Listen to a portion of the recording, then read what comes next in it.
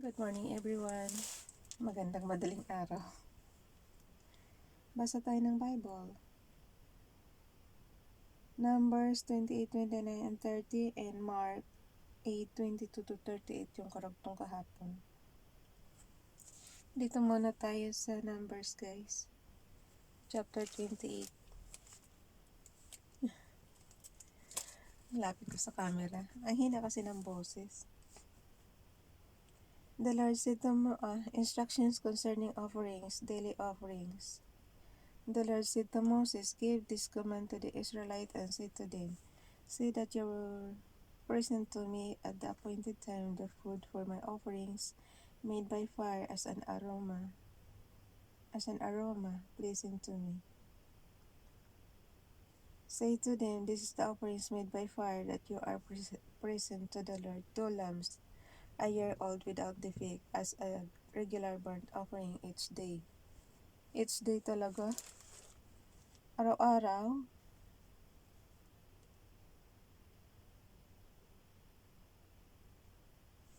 Prepare 1 lamb in the morning and the other at twilight, together with a grain offering of a tenth of an ephah of fine flour mixed with a quarter of a hin of oil from pressed olives.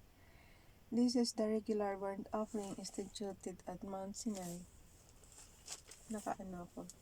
Nakaupong pang, hindi naman kita.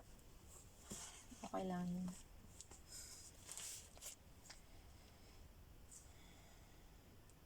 Prepare 1 lamb in the morning and the other at twilight, together with a grain offering of a tenth of an ephah of fine flour mixed with a quarter of a hin of oil from pressed olives. This is the regular burnt offering instituted at Mount Sinai, as a pleasing aroma, an offering made to the Lord by fire. The accompanying drink offering to be a quarter of a hin of fermented drink with its lamp. Pour out the drink offering to the Lord at the sanctuary. Prepare the second lamb at twilight, along with the same kind of grain offering and drink offering that you prepare in the morning. This is an offering made by fire, an aroma pleasing to the Lord. Aroma lang yung makakapag-please kay Father God. Nakikita kaya ni Moses na kumakain si Father God? Kasi di ba nakakausap niya to? Kumakain ka rin ba, Father God? Bakit puro pleasing, puro aroma lang siya? By fire, an aroma pleasing to the Lord. Sabbath offerings. Kasi bakit araw-araw guys, mauubos ba nila Aaron to noon? Pero wala na si Aaron, patay na si Aaron. So si Eleazar na lang. Sabbath offerings. On the Sabbath day, make an offering of 2 lambs, a year old without defect, together with its drink offering and a grain offering of 2/10 of an ephah of fine flour mixed with oil.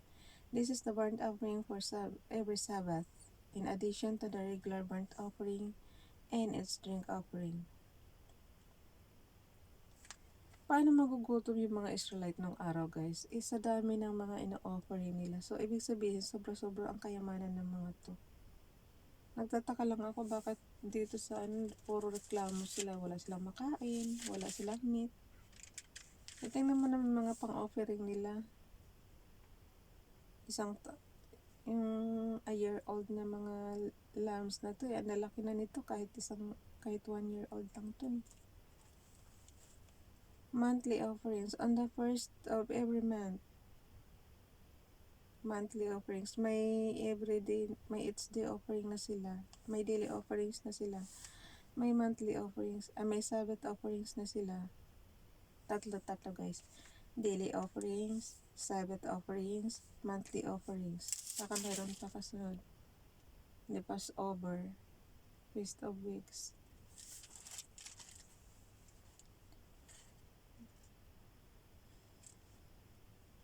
Monthly offerings. Sa verse 11 guys.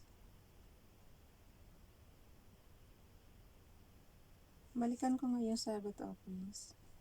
Verse 9. On the seventh day, make an offering of 2 lambs, a year old without defect. 2 lambs yan guys together with its drink offering, a grain offering of 2 tenths of an ephah of fine flour mixed with oil. This is the burnt offering for every Sabbath, in addition to the regular burnt offering and its drink offering. Monthly offerings. On the first of every month, present to the Lord a burnt offering of 2 young bulls, 1 ram, and 7 male lambs a year old and without defect. With each bull there is to be a grain offering of 3 tenths of an ephah of fine flour mixed with oil, with a ram a grain offering of 2 tenths of an ephah of fine flour mixed with oil. Araw-araw na natin na babasa yung offerings, guys. Nabuhulol pa rin ako. And with its lamb, a grain offering of 1/10 of an ephah of fine flour mixed with oil. This is for the burnt offering, a pleasing aroma, an offering made to the Lord by fire. With its bowl there is to be a drink offering of half a hin of wine, with a ram a third of a hin, and with its lamb a quarter of a hin. This is the monthly burnt offering. Sa dami ng offerings nila, guys, hindi ko talaga makakabisado to. This is the monthly burnt offering to be made of its new moon during the year. Besides, every pag new moon siya. Besides the regular burnt offering with its drink offering, 1 male goat is to be presented to the Lord as a sin offering. The Passover. On the 14th day of the first month, the Lord's Passover is to be held.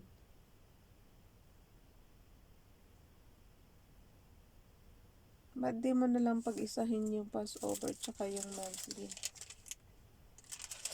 Every 14th of the Passover. On the 14th day of the first month, the Lord's Passover is to be held. On the 15th day of this month, there is to be festival. Kasi once lang naman to. There is to be a festival for 7 days. Nako po. Eat bread made without yeast. On the first day, hold the sacred assembly, and do no regular work. Present to the Lord an offering made by fire, a burnt offering of 2 young bulls, 1 ram, and 7 male lambs a year old, all without defect. With this bowl, prepare a grain offering of 3 tenths of an ephah of fine flour mixed with oil, with the ram 2 tenths, with each of the 7 lambs 1/10. Include 1 male goat as a sin offering to make atonement for you. Prepare this in addition to the regular morning burnt offering. In this way, prepare the food for the offering made by fire every day for 7 days. As an aroma pleasing to the Lord, it is to be prepared in addition to the regular burnt offering and its drink offering. On the 7th day, hold the sacred assembly and do no regular work. Feast of Weeks. On the day of first fruits, when you present to the Lord an offering of new grain during the Feast of Weeks, hold the sacred assembly and do no regular work. Present a burnt offering of 2 young bulls, 1 ram, and 7 male lambs a year old, as an aroma pleasing to the Lord. Napansin nyo, guys, puro aroma lang ang gusto ni Father God. With this bowl, there is to be grain. Sa mga offering, lagi niyang sinasabi as an aroma pleasing to the Lord. So, sa panahon natin ngayon, meron pa kayang ganyan? With its bowl, there is to be grain offering. Kasi, siya buo-buo talaga siyang animal sa panahon natin ngayon, bumili nga lang tayo ng part ng, halimbawa, lang, yung chop lang nung mga ganitong yung ram, yung balls, ang mamahal na kaya. Ito pa kayang a year old. With its ball, there is to be green offering of 3/10 of an ephah of fine flour mixed with oil, with the ram 2/10 and with its of the 7 lambs. Ibig sabihin, yayamanin talaga sila ng araw. 1/10. Include 1 whale goat to make atonement for you. Prepare this together with the drink offerings in addition to the regular burnt offerings and this grain offering. Be sure the animals are without defect. Chapter 29, Feast of Trumpets. On the first day of the 7th month, hold a sacred assembly and do no regular work. It is a day for you to sound the trumpets as an aroma pleasing to the Lord. Prepare a burnt offering of 1 young bull, 1 ram, and 7 male lambs a year old, without defect. With the bull, prepare grain offerings, 3 offering of 3/10 of an ephah of fine flour mixed with oil with the ram 2/10, and with each of the 7 lambs 1/10. Include 1 male goat as a sin offering to make atonement for you. These are in addition to the monthly and daily burnt offering with their grain offerings and drink offerings as specified. They are offerings made to the Lord by fire, a pleasing aroma. Day of Atonement, verse 7 ng 29 guys. On the 10th day of the 7th month, hold the sacred assembly. You must deny yourselves and do no work. Ang dami nilang holiday puro no work. Present as an aroma pleasing to the Lord, burnt offering of 1 young bull, 1 ram, and 7 male lambs a year old, all without defect. With the bull, prepare a grain offering of 3/10 of an ephah of fine flour mixed with oil, with the ram 2/10, and with its of the 7 lambs 1/10. Include 1 male goat as a sin offering, in addition to the sin offering for atonement and the regular burnt offering, with its grain offering and their drink offerings. Feast of Tabernacles, verse 12 guys. Excuse me, inom muna at pumipiyok na yung boses.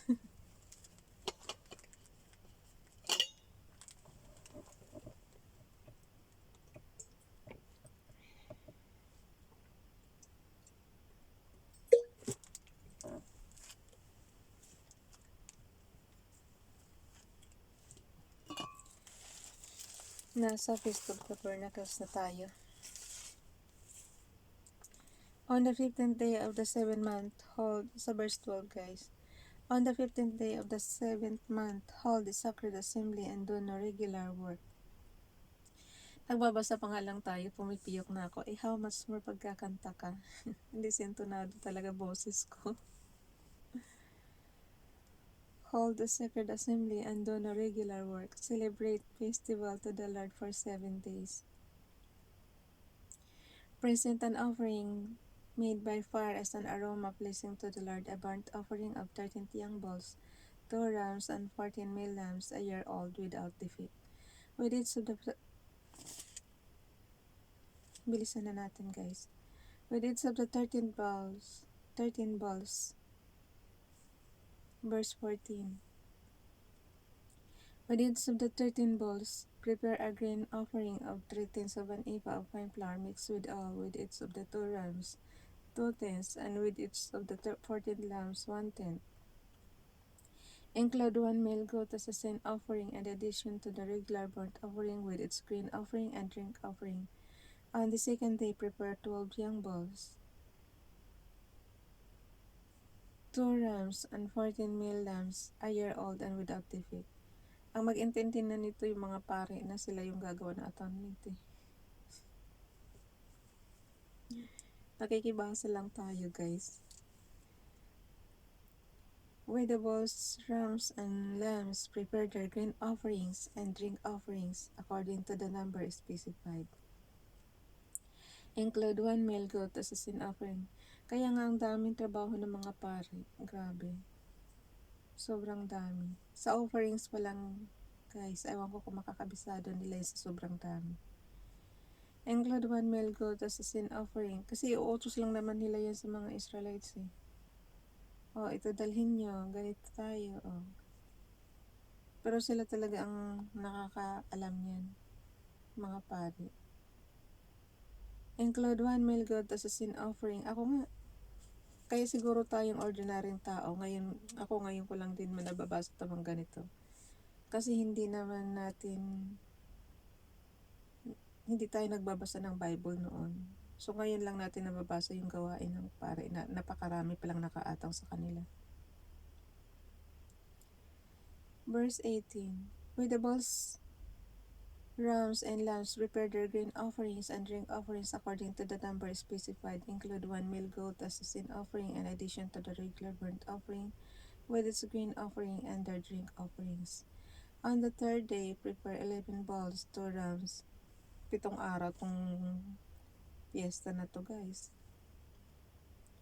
On the third day, prepare 11 bulls, 2 rams, and 14 male lambs a year old without defect.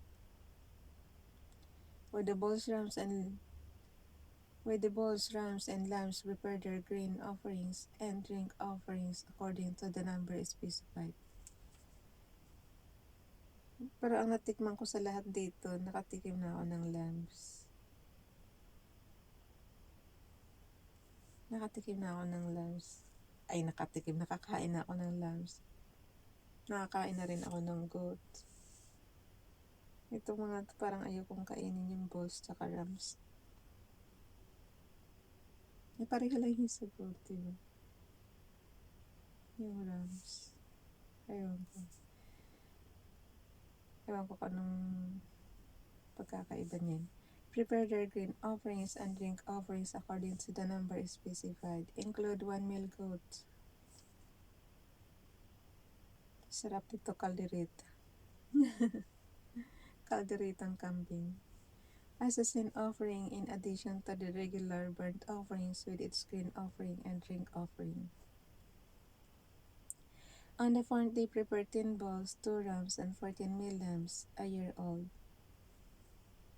Yung lambs curry naman ang masarap dyan. Binibigyan talaga ng recipe, oh. A year old, all without defect. With the bulls, rams, and lambs, prepare their grain offering. Kaya nga sinasabi ko, ang mahal-mahal ng mga yan. Kapiraso lang yan, yung mahal na. Ito, pinapadala sa kanila, buo-buo talaga. On the fourth day, prepare the 10 bulls, 2 rams, and 14 male lambs a year old, all without defect. With the bulls, rams, and lambs, prepare their grain offerings and drink offerings according to the number specified. Include 1 male goat as a sin offering in addition to the regular burnt offering with its grain offering and drink offering. On the fifth day, prepare 9 bulls, 2 rams, and 14 male lambs a year old, all without defect. With the bulls, rams, and lambs, prepare their grain offerings and drink offerings according to the number specified.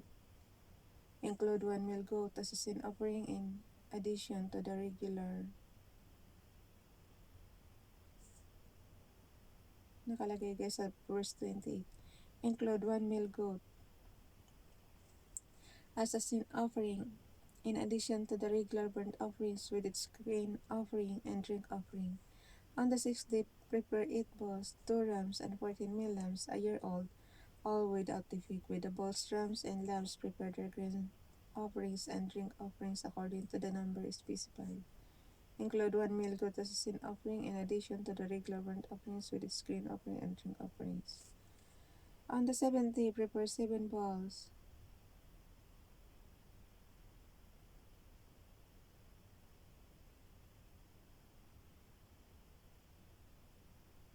Habang napansin nyo, guys, habang pakunti ng pakunti. Yung 6th day, 8 balls. Yung 7th day na, 7 balls na lang.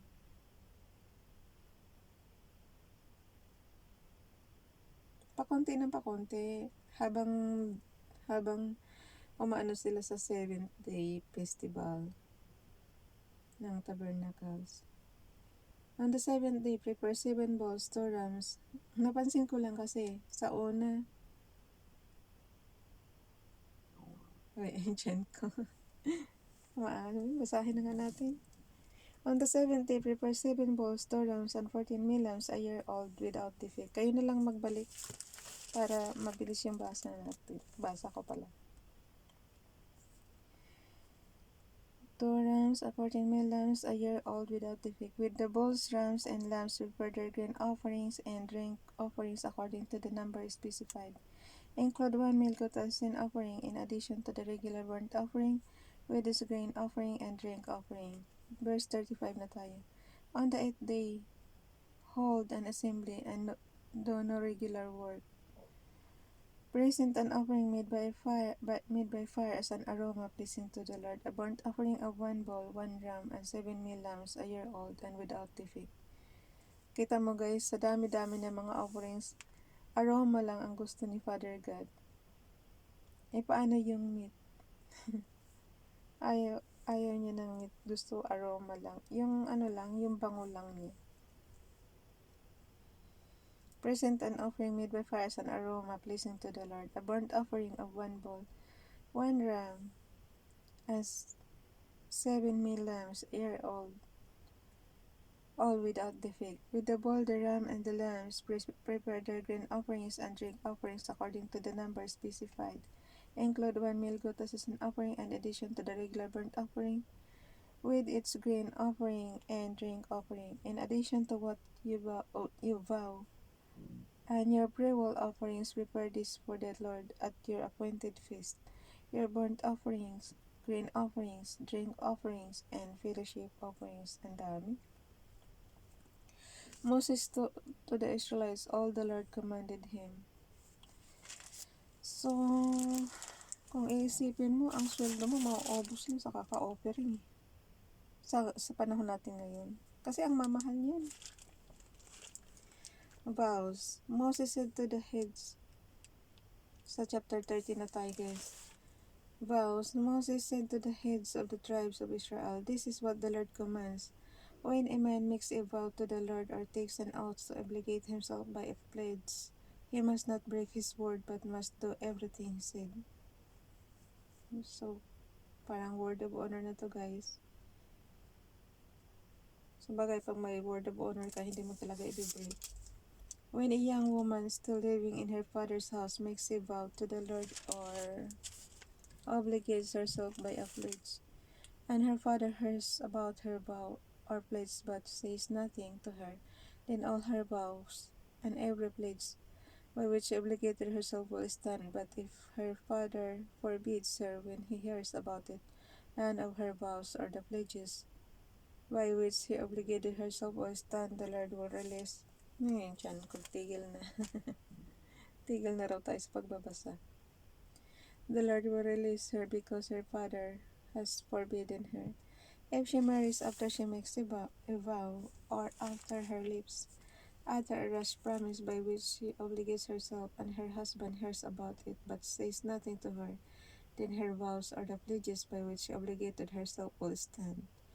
But if her husband forbids her when he hears about it, he nullifies the vow that obligates her, or the rash promise by which she obligates herself, and the Lord will release her. Any vow or obligation taken by a widow divorced woman will be binding on her. If a woman living with her husband makes a vow or obligates herself by a pledge under oath, and her husband hears about it but says nothing to her and does not forbid her, then all her vows or the pledges by which she obligated herself will stand. But if her husband nullifies them when he hears about them, then none of the vows or pledges that came from her lips will stand. Her husband has nullified them, and the Lord will release her. Her husband may confirm or nullify any vow she makes or any sworn pledge to deny herself, but if her husband says nothing to her about it from day to day, then he confirms all her vows or the pledges binding on her. He confirms them by saying nothing to her when he hears about them. If, however, he nullifies them sometime after he hears about them, then he is responsible for her guilt. These are the regulations of the Lord. These are the regulations the Lord gave Moses concerning relationship between a man and his wife, and between a father and his young daughter still living in his house. Doon sa vows yun, guys. Doon sa mag-asawa, tsaka doon sa anak. Lipat na tayo sa New Testament. Chapter 8, verse, yung karugtong kahapon. Asana. 22, chapter 8, 22 to 38.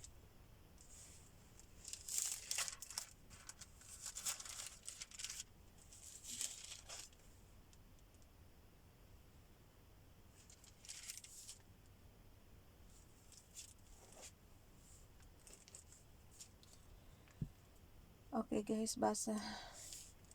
Mark 8, verse 22 to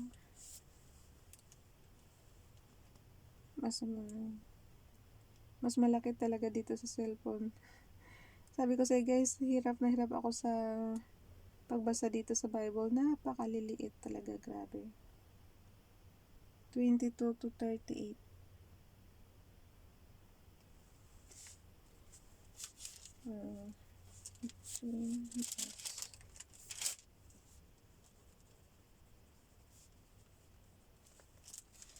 Pag ako magsulat ng Bible, lalakihan ko para daw sa mga hirap magbasa. Jesus restores sight to a blind man. Oh, ito. Pero hindi pa naman tayo blind. Nakakabasa pa naman tayo. May salamin na nga eh. Jesus restores sight to a blind man. They came to Bethsaida, and some people brought a blind man and begged Jesus to touch him. He took the blind man by the hand and led him outside the village. When he had spit, wag na mag-spit. Yun nga lang lalawayan, parang when he had spit on the man's eyes and put his hands on him.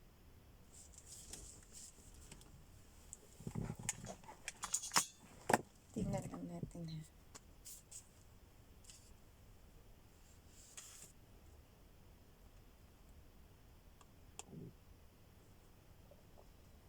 Yung tiyan ko.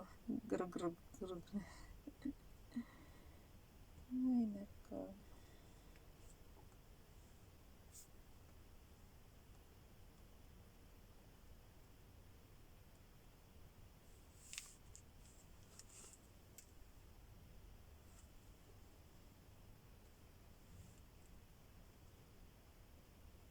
May sulat na naman sa akin yung aking astrologer. Di ko pa nga nababasa yung ating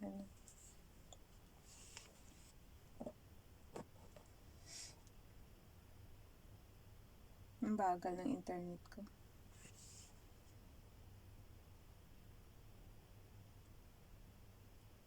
Okay, ang pangit ng meaning ng spit. Kadiri. Ay, nako, Jesus.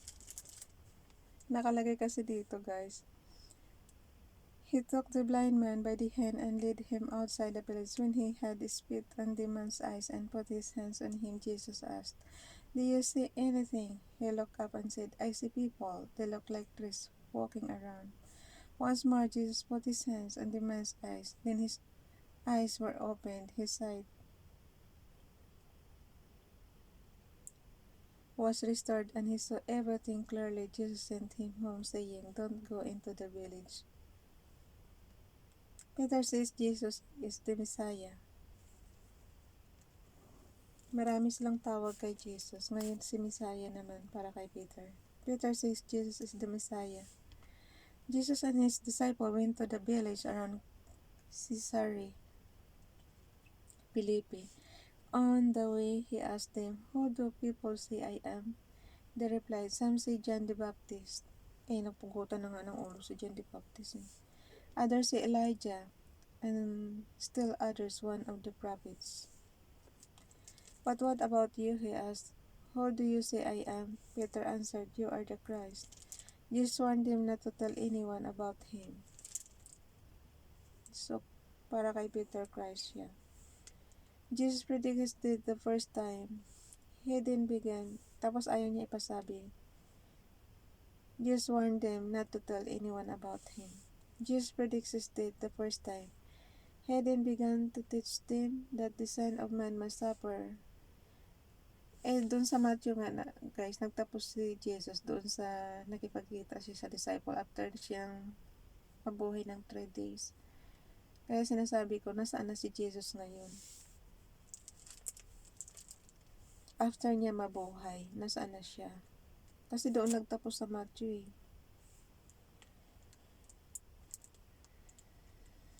Ito inulit lang din nila eh.